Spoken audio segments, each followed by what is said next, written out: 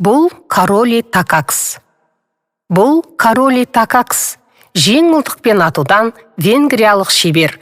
1938 жылы ол әлемдегі ең үздік мерген болатын.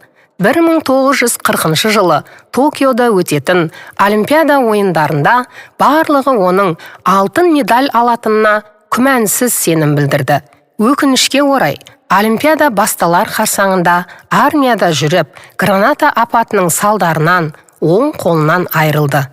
Апаттан кейін үздіксіз жаттығу жасау арқылы сол қолымен атып үйреніп, 1939 жылдың көктемінде Венгрия ұлттық чемпионатына қатысып, барлығын таң қалдырды.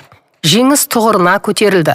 Екінші дүниежүзілік соғысқа байланысты 1940 және 1944 жылдардағы Олимпиада ойындары өтпей қалды. Бірақ жаттығуды жалғастыра берді.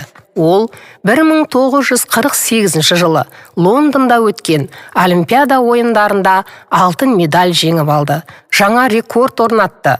Сосын тағы да 1952 жылы. Қандай да бір кедергі болса, сылтау айтып, бас тартатын адамдар болады. Кароли олай жасамады. Болсаң, Кароли сияқты бол. Амантай Тойшыбайұлы. Оқыған Гүлбибі Әбусайылқызы.